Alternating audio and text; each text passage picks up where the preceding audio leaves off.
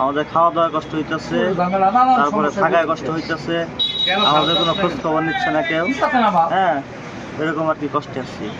প্রাণ কোম্পানির প্রাণ লিচুলিং এখানে আসার পরে গাড়ি হঠাৎ যায় আটকের কারণে আমাদের গাড়ি খালি হচ্ছে, গাড়ি দাঁড়ায় আছে।